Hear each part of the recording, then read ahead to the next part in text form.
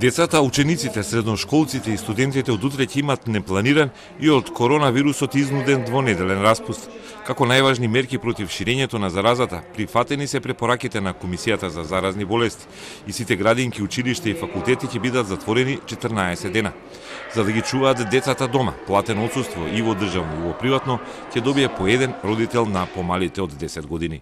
Еден родител на дете до 10 годишна возраст ќе му биде дозволено да отсуствува од работа и тоа отсуство ќе му биде целосно платено, покриено, зашто не административно ќе го известиме Министерството за труд и социјална политика во рок од 14 дена.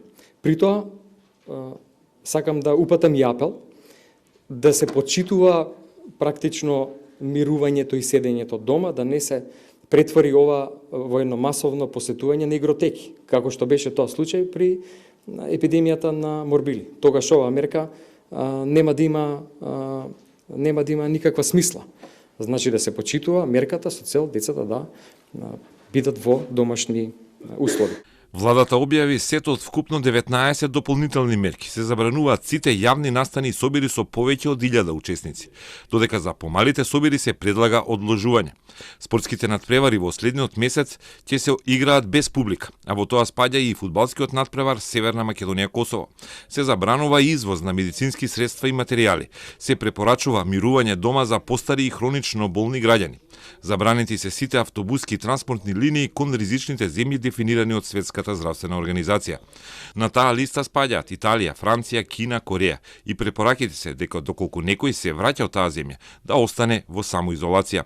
Не треба да се патува во тие земји, иако Филипче смета дека граѓаните треба да покажат поголемо ниво на свест и да избегнуваат секакви патувања.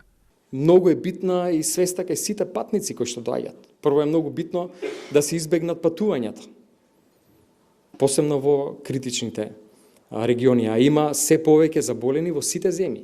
Има се повеќе заболени во Франција, има во Германија, има во Грција, се повеќе заболени. Многу често се случува да голем број на случаи се откријат за кратко време, заради тоа што се пуштени голем број на тестови. Меѓу новите мерки е барањето ДИК да ги ослободи од изборни активности сите вработени во јавното здравство за да бидат активни во медицината. Но Филипче не сакаше да прецизира дали ќе има одложување на кампањата, па дури и на изборниот ден. За изборниот процес мислам дека не размислуваме. Значи, ова се епидемиолошки индикации како и зашто треба да важат овие мерки 14 дена, доколку има потреба ќе се продолжат, затоа што ова е врвен приоритет на земја во овој момент. Никако не калкулираме со партиски собир или почеток на кампања. Нов потврден случај нема. Негативен е тестот на 16 годишна пациентка, која е последна тестирана на присуство на коронавирус. Сите 7 потврдени пациенти имаат лесна клиничка слика, а првата разболена пациентка е пред последни контроли и пред пуштање од инфективна. Во изолација се околу 200 луѓе.